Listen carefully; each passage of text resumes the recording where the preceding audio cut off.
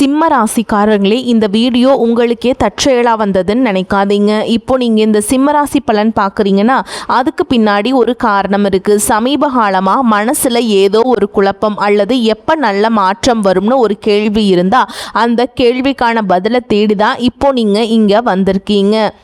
சிம்ம ராசிக்காரர்கள் சாதாரணமானவர்கள் அல்ல. துணிச்சலும் வேகமும் உங்களோட இயல்பு. ஆனால் அந்த வேகத்துக்கு சரியான வழிகாட்டுதல் கிடைக்கிறப்போ வாழ்க்கையே மாறும். இந்த உலகத்தில் நம்ம எத்தனை முயற்சி செய்தாலும் எந்த ஒரு நல்ல காரியத்தை ஆரம்பித்தாலும் நம்மளை காத்து வழிநடத்துகிற ஒரு சக்தி இருக்குன்னு நம்புறீங்களா? அதுதான் நம்ம குலதெய்வம். சிம்ம ராசிக்காரர்களின் வாழ்க்கையில் பல தடவை தெரியாமலே தடைகள் உடைந்திருக்கலாம். கடைசி நிமிஷத்தில் வழி திறந்திருக்கலாம். அதற்கு பின்னால் குலதெய்வ அருளே காரணமாக இருக்குங்க. இந்த சிம்மராசி பலன் உங்களுக்கு பலன் தரணும்னு நினைச்சா இந்த கணமே ஒரு சின்ன விஷயம் செய்யுங்க.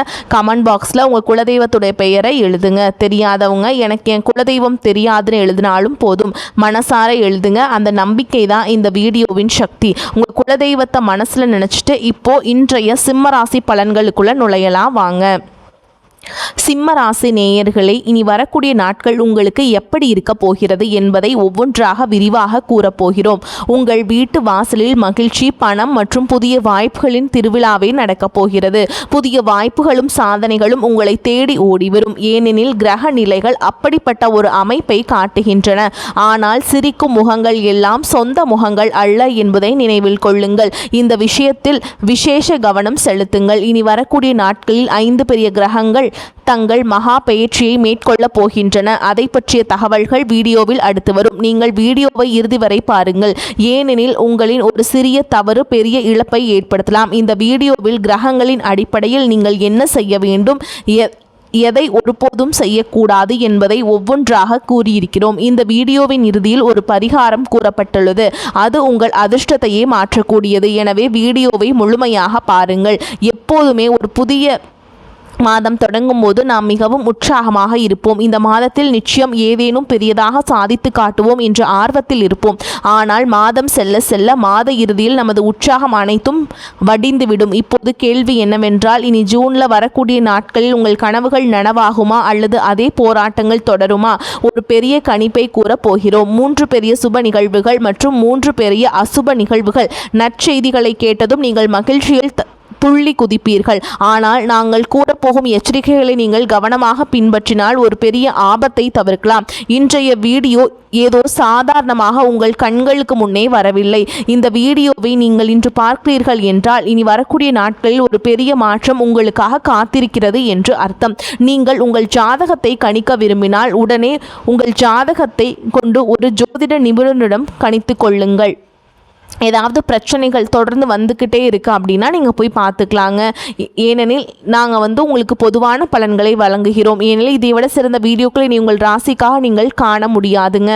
அதுக்கான எல்லாத்தையும் தொகுத்து தான் நான் உங்களுக்கு கொடுத்துட்ருக்கோம். சிம்மராசி நேயர்களின் வாழ்க்கை என்ன நடக்க போகுது? முதல் நிகழ்வை பற்றி பார்ப்பதற்கு முன் கிரக நிலைகளை கவனிப்போம். ஜூன் 2ஆம் தேதி பார்த்தீங்கன்னா குரு பகவான் கடகராசிக்கு வந்துட்டாருங்க. அதே மாதிரி அது எப்படின்னா 12 ஆண்டுகளுக்கு பிறகு குரு பகவான் உங்கள் 12ஆம் வீடான கடகராசியை அடைஞ்சிருக்காருங்க. இது உங்கள் வாழ்க்கையில் எவ்வளவு பெரிய தாக்கத்தை ஏற்படுத்தும் என்று யோசித்து பாருங்கள். அதே மாதிரிங்க இந்த மாதத்துக்கு பிறகு இந்த ஆண்டு முழுவதுமே மாறப்போகுதுங்க. இதன் பிறகு பார்த்திங்கன்னா ஜூன் 8ஆம் தேதி பார்த்திங்கன்னா சுக்கிரனும் 12ஆம் வீடான கடகராசிக்கு வந்துடுவாருங்க. ஜூன் 15ஆம் தேதி சூரியன் உங்கள் லாப வீட்டிற்கு வருவாருங்க. இப்போது 10ஆம் வீட்டில் இருக்கும் சூரியன் ஜூன் 15ஆம் தேதி 11ஆம் வீட்டிற்கு வந்துடுவார். அதே மாதிரி 21ஆம் தேதி பார்த்திங்கன்னா தளபதியான செவ்வாய் ரிஷப ராசியை அடைகிறாருங்க. அதாவது செவ்வாய் உங்களின் தொழில் ஸ்தானத்துக்கு செல்கிறாருங்க. ஜூன் 22ஆம் தேதி பார்த்திங்கன்னா புதன் 12ஆம் வீட்டில் அதாவது கடகராசிக்கு வந்துடுவாருங்க. அதாவது ஜூன் 2 முதல் ஜூன் 22ஆம் தேதி வரைக்கும் ஃபுல்லாக கிரக மாற்றங்கள் தாங்க இருக்குது. பெரிய கிரக பயிற்சிகள் நிறைந்துள்ளது. அதே மாதிரி மாதம் தொடங்கும் போதே ஒரு பெரிய நிகழ்வு உங்களுக்கு காத்திருந்திருக்குங்க. நாங்கள் முன்பே கூறியது போல ஜூன் 2ஆம் தேதி குரு பகவான் கடகராசி அடைஞ்சிருக்காருங்க. இது செலவு மற்றும் விரயஸ்தானமாகும். ஆனால் ஏதோ ஒரு வகையில் பன்னாட்டு நிறுவனங்களுடன் உங்களுக்கு தொடர்பு ஏற்படலாம் அல்லது பன்னாட்டு நிறுவனங்களில் பணிபுரிபவர்களுக்கு குரு பகவான் மிகவும் சிறந்ததாக மாற்றுவார்.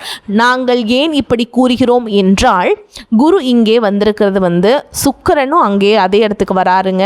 அதே மாதிரி 22ஆம் தேதி பார்த்திங்கன்னா புதனும் அதே இடத்துல தான் இருக்கார். ஓகேங்களா. 12ஆம் வீட்டில் 3 பெரிய சுபகிரகங்கள் இணைவது உங்களுக்கு ஒரு வர பிரசாதத்திற்கு சளைத்ததல்ல. சிம்மராசி நேயர்களே, இதை நீங்கள் குறித்து வைத்துக் கொள்ளுங்கள். நீங்கள் வெளிநாடு செல்ல விரும்பினால், வெளிநாட்டில் குடியேற விரும்பினால், விசா சம்பந்தமான ஏதேனும் பிரச்சனை இருந்தால் அவை அனைத்தும் தீர்ந்துவிடும். நீங்கள் இறக்குமதி ஏற்றுமதி தொழில் செய்தால் அதுவும் மிகச்சிறப்பாக செயல்படும். உங்களுக்கு வெளிநாட்டு வாடிக்கையாளர்கள் இருந்தால் அவர்கள் மூலமும் நீங்கள் பெரிய தொகையை சம்பாதிக்கலாம். அதாவது பன்னாட்டு நிறுவனங்களில் வேலை செய்பவர்களுக்கு இந்த நேரம் மிகவும் சிறப்பாக இருக்கும்.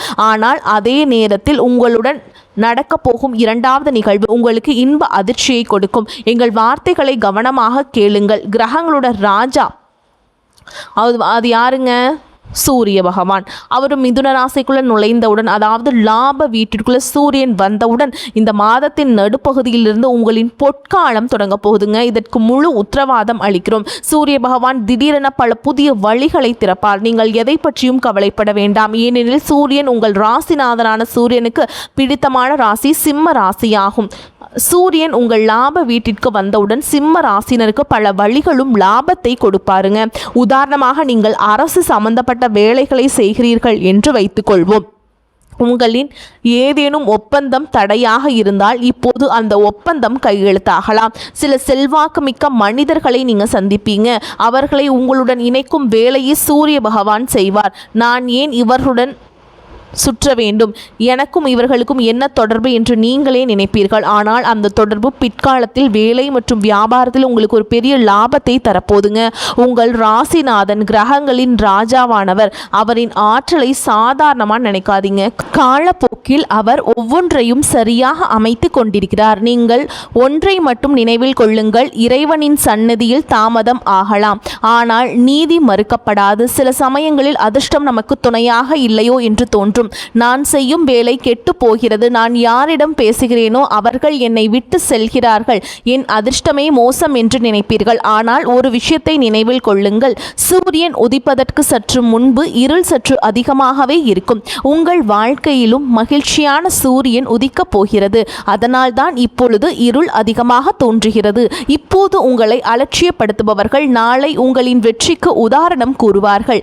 ஏன் எனில் காலம் எப்போதுமே ஒரே மாதிரியாக இருப்பதில்லை. என் மோசமான காலம் நடக்கிறது, நல்ல காலம் வராது என்று நினைக்காதீர்கள். மாற்றம் என்பது இயற்கையின் நியதி. இனி வரக்கூடிய நாட்களில் பார்த்தீங்கன்னா குரு 12 ஆண்டுகளுக்கு பிறகு உங்களுக்கு அதிர்ஷ்டத்தை பலப்படுத்தும் ஒரு அற்புதத்தை செய்ய போறாருங்க. மனிதனின் உழைப்பு ஒருபோதும் வீணாவதில்லை. வழியை தாங்க கற்றுக்கொள்பவர்களை வெற்றி பெறுவதிலிருந்து எந்த ஒரு சக்தியாலும் தடுக்க முடியாது என்பதை உறுதியாக நம்புங்கள். சிம்ம ராசியினரின் வாழ்க்கையிலும் ஒரு பெரிய வெற்றி காத்து கொண்டிருக்கிறது. ஏனெனில் இனி வரக்கூடிய நாட்களில் குரு பகவான் பொறுப்பை ஏற்றுக்கொள்கிறார். 3 பெரிய கிரகங்கள் ஆரம்பம் முதல் இறுதி வரை 12ஆம் வீட்டில் அமர்ந்து வேலை மற்றும் வியாபாரத்திற்கு மிகச்சிறந்த வாய்ப்புகளையும் ஒப்பந்தங்களையும் உருவாக்குகின்றன. சூரியன் மிதுன ராசியை அடைந்தவுடன் தடைபட்ட காரியங்கள் நடக்கத் தொடங்கும். பல வழிகளில் இருந்து பணம் வரத் தொடங்கும். வருமான ஆதாரங்கள் அதிகரிக்கும். ஆனால் 3வது நிகழ்வை கேட்டால் நீங்களே வியப்படைவீர்கள். அதாவது என்னன்னா, ஜூன் 21ஆம் தேதி ஒரு பெரிய சம்பவம் நடக்குதுங்க. எங்கள் வார்த்தைகளை கவனமாக கேளுங்கள். ஜூன் 21ஆம் தேதி செவ்வாய் உங்கள் தொழில் ஸ்தானத்துக்கு வரப்போறாருங்க. செவ்வாய் இங்கே 10ஆம் வீடான தொழில் மற்றும் கர்ம ஸ்தானத்தை அடைவாருங்க. செவ்வாய் என்பவர் தளபதி ஆவார். அது என்ன தாக்கத்தை ஏற்படுத்தும் என்பதை தெரிந்து கொள்வதற்கு முன் இந்த வீடியோவை ஒரு லைக் செய்து விடுங்கள். ஏனெனில் இத்தகைய முழுமையான ஆய்வுகளை மேற்கொள்வதற்கு பல மணி நேர உழைப்பு தேவைப்படுகிறது. உங்களின் ஒரு லைக் எங்களுக்கு பெரிய ஊக்கத்தை கொடுக்கிறது. உங்களின் ஒரு லைக்கால் எங்கள் உழைப்பு அனைத்தும் பலனடைகிறது. வீடியோவை கட்டாயம் லைக் செய்யுங்கள். கமெண்ட் பாக்ஸில் தூய்மையான மனதுடன் சூரிய பகவானை போற்றி போற்றி அப்படின்னு எழுதுங்க. ராசிநாதனின் அருள் நிச்சயமாக உங்களுக்கு கிடைக்கும். உடனே கமெண்ட் பாக்ஸில் எழுதுங்க, சரிங்களா? 3வது நிகழ்வை கூற போகிறேங்க. செவ்வாய் இங்குள்ள தொழில் வீட்டிற்கு நுழைந்தவுடன் உங்கள் தன்னம்பிக்கை உயர்வதை உணர்வீங்க. உங்கள் தன்னம்பிக்கை அளவு மிகவும் அதிகமாக இருக்கும். சில சமயங்களில் என்னால் எதுவும் முடியாது என்று தோன்றும் மனிதனுக்கு திடீரென ஒரு உத்வேகம் பிறந்து நான் எதையும் சாதிப்பேன் என்ற எண்ணம் வரும் அல்லவா? அந்த தன்னம்பிக்கை தான் சூரியனும் செவ்வாயும் உங்களுக்கு கொடுக்க போகிறார்கள். செவ்வாய் நெருப்பு தத்துவத்தை கொண்ட கிரகம். மனிதனுக்குள் கோபத்தை அதிகரித்தாலும் வாழ்வின் உண்மையான வழியையும் அதுவே கற்றுக் கொடுக்கிறது. உங்களுக்குள் தன்னம்பிக்கை வரும்பொழுது உங்கள் மீதான நம்பிக்கை அதிகரிக்கும். என்னால் முடியும், எனக்கு எதுவும் சிறியதல்ல, எனக்கு எதுவும் பெரியதல்ல, நான் அனைத்துக்கும் தகுதியானவன் என்ற எண்ணம் உங்கள் மனதில் உருவாகும். நீங்கள் ஒரு காரியத்தில் முழு நம்பிக்கையுடன் இறங்கும் பொழுது வழிகள் தானாகவே திறக்கத் தொடங்கும். ஏனெனில் கிரக நிலைகள் உங்களுக்கு மிகவும் சாதகமாக உள்ளன. ஆனால் உங்கள் உற்சாகத்தை குறைய விடாதீர்கள். சில சமயங்களில் காலம் நிலையானதாக இருக்கும், சில சமயம் நிலையற்றதாக இருக்கும். விஷயங்கள் சில சமயம் சுமூகமாகவும் சில சமயம் சிக்கலாகவும் மாறும்.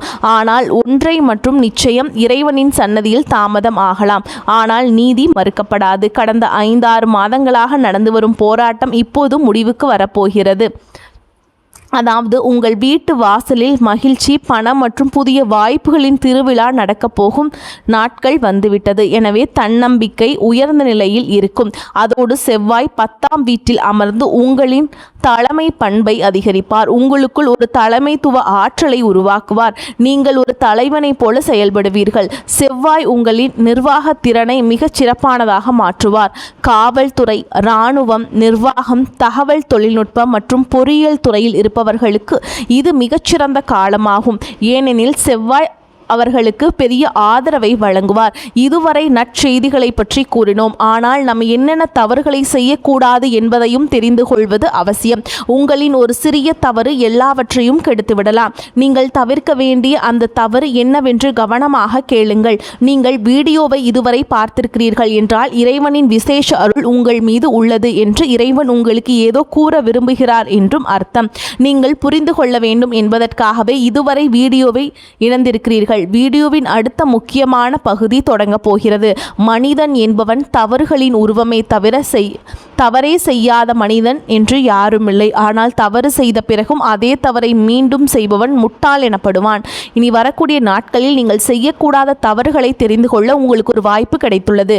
இந்த எச்சரிக்கைகளை நீங்கள் பின்பற்றினால் இனி வரக்கூடிய நாட்களில் நீங்கள் கனவிலும் நினைத்து பார்க்க முடியாத அளவு சிறப்பாக இருக்கும். உங்கள் 12ஆம் வீட்டில் குரு, சுக்கிரன் மற்றும் புதன் ஆரம்பம் முதல் இறுதி வரை இருக்கப் போகிறார்கள் என்று நாங்கள் கூறியிருந்தோம். மற்றொரு விஷயம் என்னவென்றால் 12ஆம் வீடு என்பது செலவு, விரயம், இழப்பு மற்றும் மருத்துவமனை ஆகியவற்றை குறிக்கும். இங்கிருந்து என்ன ஆபத்து வரப்போகிறது? உங்கள் செலவுகள் உங்கள் வருமானத்தை விட அதிகமாக இருக்கலாம். அங்கு நீங்கள் மிகவும் கவனமாகவும் எச்சரிக்கையாகவும் இருக்க வேண்டும். ஏனெனில் குரு 12ஆம் இடத்துக்கு போறாருங்க. 12 ஆண்டுகளுக்கு பிறகு வந்திருந்தார். குரு 12ஆம் வீட்டிற்கு வந்திருந்தாலும் அவர் செலவு வீட்டை அடைந்துள்ளார். யாரையாவது கவர வேண்டும் என்பதற்காகவோ, பெருமை காட்டிக் கொள்வதற்காகவோ அல்லது பெரிய ஆளாக காட்டிக் கொள்வதற்காகவோ நான் செலவு செய்யக்கூடாது என்பதில் விசேஷ கவனம் செலுத்துங்கள். கண்மூடித்தனமாக எதிலும் முதலீடு செய்ய வேண்டாம், இல்லையெனில் அந்த பணம் சிக்கிக்கொள்ளும். இதுதான் முதல் எச்சரிக்கை மற்றும் முதல் தவறு. 12ஆம் வீட்டில் 3 பெரிய கிரகங்கள் இருப்பது உங்களுக்கு ஆபத்து மணியை ஒலிக்கிறது. அதாவது வருமானத்தை விட செலவுகள் அதிகமாகலாம். உங்கள் செலவுகளை வரம்பிற்குள் வைத்துக் கொள்ளுங்கள். அப்போதுதான் பொருளாதார ரீதியாக பாதிக்கப்படுவதிலிருந்து தப்பிக்க முடியும். 2வது எச்சரிக்கையை கூறுகிறேன். 10ஆம் வீட்டில் அமர்ந்திருக்கும் செவ்வாய் உங்கள் வாழ்க்கையில் தன்னம்பிக்கையை கொடுக்கிறார். உங்கள் காரியங்களை முடிக்கிறார், உங்களை முன்னேற்றுகிறார். ஆனால் அதே செவ்வாய் உங்களுக்குள் ஒரு பிடிவாத குணத்தை கொண்டு வரலாம்.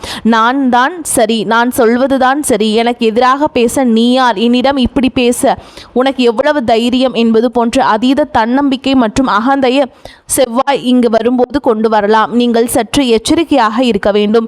ஏனெனில் இதன் காரணமாக நீங்கள் பணிபுரியும் இடத்தில் உள்ள உங்கள் மேல் அதிகாரியுடன் கருத்து வேறுபாடுகள் ஏற்படலாம். அப்படி ஏதேனும் நடந்தால் வேலை பறிபோகலாம். மனிதன் ஒரு நல்ல பெயரை கட்டி எழுப்ப பல ஆண்டுகள் ஆகின்றன. ஆனால் அந்த பெயரை கெட்டுப்போக அந்த இமேஜ் உடைய சில கணங்களே போதும். எனவே பல ஆண்டுகளாக நீங்கள் உழைத்து உருவாக்கிய அந்த நற்பெயரை காக்க வேண்டிய பொறுப்பு உங்களுடையது. முடிந்தவரை பணிவாக இருங்கள், நிதானமாக இருங்கள், அகந்தையை தவிருங்கள். இந்த நேரம் செவ்வாய் உங்களுக்கு பிடிவாதக்காரனாக மாற்றும் நேரம். குணத்தில் அகங்காரத்தை கொண்டு வரலாம். தன்னம்பிக்கை நல்லதுதான், ஆனால் அந்த தன்னம்பிக்கை அதீத தன்னம்பிக்கையாக மாறி நான் தான் சரி, என்னை விட்டால் யாருமே இல்லை, என்னால் தான் முடியும், இது எனக்கு கைவந்த கலை என்று நினைத்தால் பெரிய பெரிய தவறாகிவிடும். அப்படிப்பட்ட இப்படிப்பட்ட தவறுகளை செய்யாதீர்கள், இல்லையெனில் எந்த ஒரு நிலையும் இல்லாமல் போய்விடும். மூன்றாவது மற்றும் இறுதி எச்சரிக்கையை கூறுகிறோம். 12ஆம் வீட்டில் 3 கிரகங்களின் சேர்க்கை இருப்பதை காண முடிகிறது.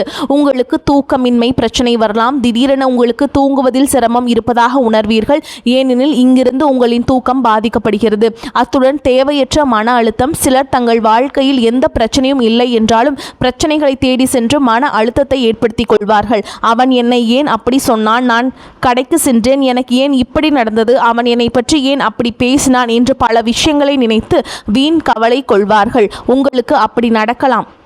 உங்களை சற்று அமைதியாக வைத்துக் கொள்ளுங்கள். கவலைகள் நீங்கவில்லை என்றால் இறைவனின் சன்னதியில் அமருங்கள். அங்கு பிரார்த்தனைகளை செய்யுங்கள். இதனால் உங்கள் மனம் ஆன்மீகத்தில் ஈடுபடும். படிப்படியாக அமைதி அடையும். உங்களுக்கு கண்களில் எரிச்சல் போன்ற பிரச்சனைகள் வரலாம். உங்கள் மன ஆரோக்கியத்தில் அதிக கவனம் செலுத்துங்கள். இப்போது உங்களுக்கு 2 பரிகாரங்களை கூற விரும்புகிறோம். அந்த 2 பரிகாரங்களும் செவ்வாயின் எதிர்மறை தாக்கத்தை குறைப்பதோடு 3 கிரகங்களால் ஏற்படும் பிரச்சனைகளுக்கு தீர்வு காணும். முதலாவது பரிகாரத்தை கூறுகிறோம். செவ்வாய்க்கிழமைகள் தோறும் இந்த பரிகாரத்தை நீங்கள் செய்வதால் செவ்வாய் பகவான் உங்களுக்கு ஏற்படுத்தும் தேவையற்ற விவாதங்கள், ஈகோ மற்றும் அதீத தன்னம்பிக்கை போன்ற எதிர்மறை பலன்கள் நீங்கும். இவை உங்கள் நட்பெயரை கெடுக்கக்கூடியவை. இந்த பரிகாரத்தை செய்யுங்கள். ஆஞ்சநேயர் கோவிலுக்கு சென்று மல்லிகை பூ வாங்கி கொடுங்க. ஓகேங்களா? அதே மாதிரி அனுமனுக்கு செந்தூரம் சமர்ப்பிக்க வேண்டும். இதெல்லாமே நீங்கள் பண்ணிகிட்ருக்கணுங்க. அதே மாதிரி ஓம் ஆஞ்சநேய பெருமானே போற்றி போற்றி அப்படிங்கிறத நீங்கள் எழுதி போடலாம் 108 முறை. அதே மாதிரி அனுமனுடைய சாலிஷா பாராயணம் செய்கிறதும் நல்லதுங்க. ஒவ்வொரு செவ்வாய்க்கிழமையும் இந்த பரிகாரத்தை நீங்கள் செய்வதால் லாபம் கிடைப்பதை யாராலும் தடுக்க முடியாது. சிம்மராசி நேயர்களே, உங்களுக்கான 2வது பரிகாரம் இதுதான். செலவுகள் குறைந்து சேமிப்பு அதிகரிக்க வேண்டும் என்று நீங்கள் விரும்பினால் வியாழக்கிழமைகள் தோறும் வாழை மரத்தை வழிபட்டு அங்கே அமர்ந்து ஓம் குரு பகவானே போற்றி போற்றி அப்படிங்கிற மந்திரத்தை உச்சரிக்க வேண்டுங்க. குரு பகவான் 12 ஆண்டுகளுக்கு பிறகு இந்த யோகத்தை உருவாக்குறாருங்க. நீங்கள் அதன் முழு பலனையும் பெற வேண்டும். நேர்மறையான விஷயங்கள் நிறைவாக உங்களுக்கு கிடைக்கணும் அப்படின்னா நீங்கள் இதெல்லாம் பண்ணணுங்க. எதிர்மறையான விஷயங்கள் மிகவும் குறைவாக பண்ணி கொடுக்கும் இந்த பரிகாரம். ஓகேங்களா? இது எல்லாத்தையும் ப்ராப்பராக ஃபாலோ பண்ணிட்டு வாங்க. வாழ்த்துக்கள். வாழ்க வளமோடு நலமோடு. நன்றி, வணக்கம்.